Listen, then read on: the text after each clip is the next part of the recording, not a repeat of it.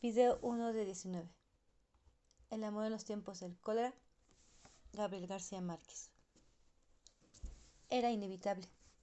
El olor de las almendras amargas le recordaba siempre el destino de los amores contrariados. El doctor, Juvenal Urbino, lo percibió desde que entró en la casa todavía en penumbras, a donde había acudido de urgencia a ocuparse de un caso que, para él, había dejado de ser urgente desde hacía muchos años.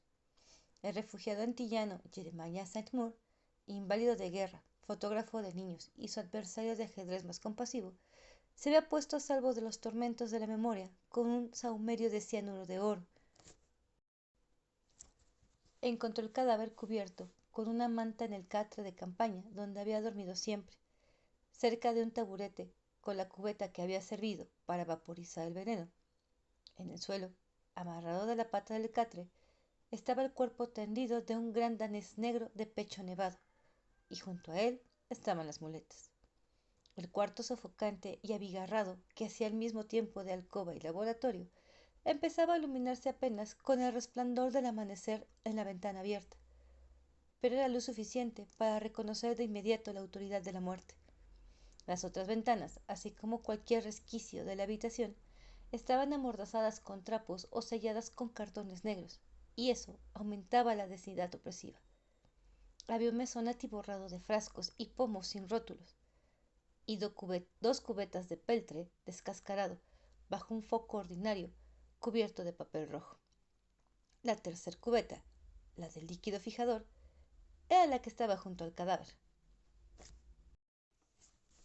Había revistas y periódicos viejos por todas partes, pilas de negativos en placas de vidrio, muebles rotos, pero todo estaba preservado del polvo por una mano diligente. Aunque el aire de la ventana había purificado el ámbito, aún quedaban para quien supiera edificarlo el rescoldo tibio de los amores sin ventura, de las almendras amargas. El doctor Juvenal Urbino había pensado más de una vez, sin ánimo premonitorio, que aquel no era un lugar propicio para morir en gracia de Dios. Pero con el tiempo terminó por suponer que su desorden obedecía, tal vez, a una determinación cifrada de la divina providencia. Un comisario de policía se había adelantado con un estudiante de medicina muy joven que hacía su práctica forense en el dispensario municipal, y eran ellos quienes habían ventilado la habitación y cubierto el cadáver mientras llegaba el doctor Urbino. Ambos lo saludaron con una solemnidad que esa vez tenía más de condolencia que de veneración, pues nadie ignoraba el grado de amistad con Jeremiah.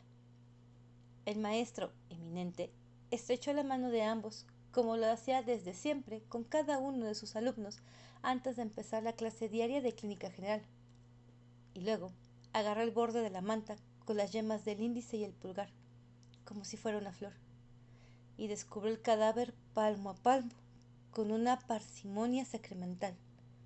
Estaba desnudo por completo, tieso y torcido, con los ojos abiertos y el cuerpo azul, y como 50 años más viejo que la noche anterior. Tenía las pupilas diáfanas, la barba y los cabellos amarillentos, y el vientre atravesado por una cicatriz antigua cosida con nudos de enfardelar. Su torso y sus brazos tenían una envergadura de galeote por el trabajo de las muletas, pero sus piernas inermes parecían de huérfano. El doctor Juvenal Urbino lo contempló un instante con el corazón adolorido, como muy pocas veces en los largos años de su contienda estéril contra la muerte. «Pendejo», le dijo. Ya lo peor había pasado. Volvió a cubrirlo con la manta y recobró su prestancia académica. En el año anterior había celebrado los 80 con un jubileo oficial de 3 días, y en el discurso de agradecimiento se resistió una vez más a la tentación de retirarse. Había dicho: ya me sobrará tiempo para descansar cuando me muera, pero esa eventualidad no está todavía en mis proyectos. Aunque oía cada vez menos con el oído derecho, y se apoyaba en un bastón con empeñadura de plata para disimular la incertidumbre de sus pasos. Seguía llevando con la compostura de los años mozos, el vestido entero de lino, con el chaleco atravesado por la leotina de oro, la barba de Pasteur, color de nácar, y el cabello del mismo color, muy bien aplanchado y con la raya neta en el centro. Eran expresiones fieles de su carácter. La erosión de la memoria, cada vez más inquietante, la compensaba hasta donde era posible, con notas escritas deprisa en papelitos sueltos, que terminaban por confundirse con todos sus bolsillos, al igual que los instrumentos, los frascos de medicina y otras tantas cosas revueltas en el maletín atiborrado. No solo era el médico más antiguo y esclarecido de la ciudad, sino el hombre más atildado. Sin embargo, su sapiencia, demasiado ostentable, y el modo nada ingenuo de manejar el poder que su nombre le habían valido, menos afectos de lo que parecía. Las instrucciones al comisario y al practicante fueron precisas y rápidas. No había que hacer autopsia. El olor de la casa bastaba para determinar que la causa de muerte había sido las emanaciones del cianuro activado en la cubeta por algún ácido de fotografía, y Jeremiah sabía mucho de eso, para no hacerlo por accidente. Ante la reticencia del comisario, lo paró con una estocada típica de su modo de ser. No se olvide que soy yo el que firma el certificado de defunción. El médico joven quedó desencantado. Nunca había tenido la suerte de estudiar los efectos del cianuro de oro en un cadáver. El doctor Juvenal Urbino se había sorprendido de no haberlo visto en la escuela de medicina, pero lo entendió de inmediato por su rubor fácil y su dicción andina. Tal vez era un recién llegado de la ciudad, dijo. No va a faltarle aquí algún loco de amor que le dé la oportunidad un día de estos. Y solo al decirlo, cayó en cuenta de que, entre los incontables suicidios que recordaba, aquel era el primero con cianuro, que no había sido causado por un infortunio de amores. Algo cambió entonces en los hábitos de su voz. Cuando lo encuentre, fíjese bien, le dijo al practicante. Suelen tener arena en el corazón. Luego habló con el comisario, como lo hubiera hecho con un subalterno. Le ordenó que sortearan todas las instancias para que en el entierro se hiciera esa misma tarde y con el mayor sigilo. Dijo, yo hablaré después con el alcalde. Sabía que Jeremiah era de una austeridad primitiva y que ganaba con su arte mucho más de lo que le hacía falta para vivir. De modo que en alguna de las gavetas de la casa debe haber dinero, de sobra, para los gastos del entierro. Pero si no lo encuentran, no importa, dijo. Yo me hago cargo de todo. Ordenó decir a los periódicos que el fotógrafo había muerto de muerte natural, aunque pensaba que la noticia no les interesaría a ninguno de todos modos. Dijo, si es necesario, yo hablaré con el gobernador. El comisario, un empleado serio y humilde, sabía que el rigor cívico del maestro exasperaba hasta sus amigos más próximos, y estaba sorprendido por la facilidad con la que se saltaba por encima los trámites legales para apresurar el entierro. Lo único que no accedió fue hablar con el arzobispo para que Jeremiah fuera sepultado en tierra sagrada. El comisario, disgustado con su propia impertinencia, trató de excusarse. Tenía entendido que este hombre era un santo, dijo. Algo todavía más raro, dijo el doctor Ulmino. Un santo ateo. Pero esos son asuntos de Dios. Remotas, al otro lado de la ciudad colonial, se escucharon las campanas de la catedral llamando a la misa mayor. El doctor Urbino se puso los lentes de media luna con montura de oro y consultó el relojito de la leotina, que era cuadrado y fino, y su tapa se abría con un resorte. Estaba a punto de perder la misa de Pentecostés.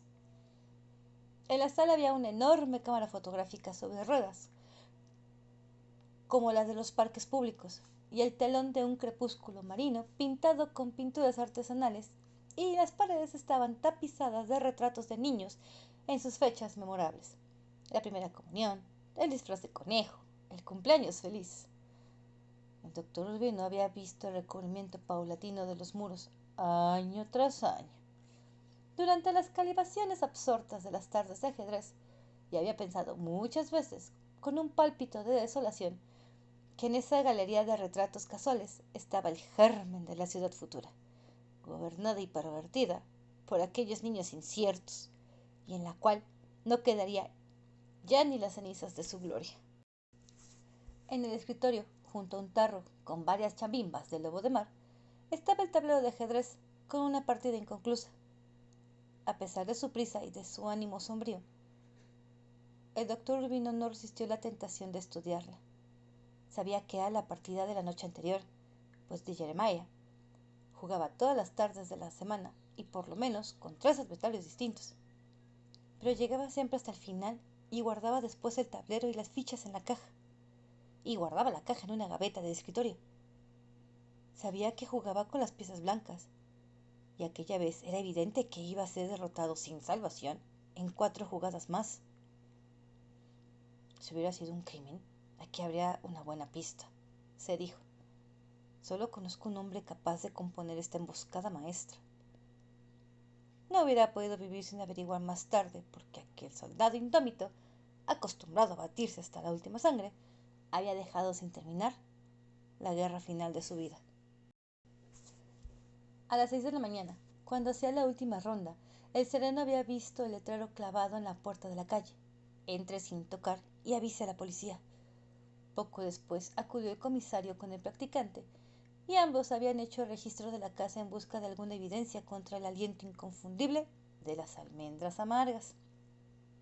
Pero, en los breves minutos que demoró el análisis de la partida inconclusa, el comisario descubrió entre los papeles del escritorio un sobre dirigido al doctor Juvenal Urbino y protegido con tantos sellos de lacre que fue necesario despedazarlo para sacarle la carta.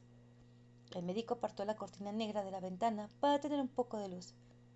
Echó primero una mirada rápida a los 11 pliegos escritos por ambos lados con una caligrafía cervical, y desde que leyó el primer párrafo comprendió que había perdido la comunión de Pentecostés. Leyó con el aliento agitado, volviendo atrás en varias páginas para retomar el hilo perdido, y cuando terminó parecía regresar de muy lejos y de mucho tiempo. Su abatimiento era visible, a pesar del esfuerzo por impedirlo. Tenía en los labios la misma coloración azul del cadáver. No pudo dominar el temblor de los dedos cuando volvió a doblar la carta y se la guardó en el bolsillo del chaleco. Entonces se acordó del comisario y del médico joven, y le sonrió desde las brumas de la pesadumbre.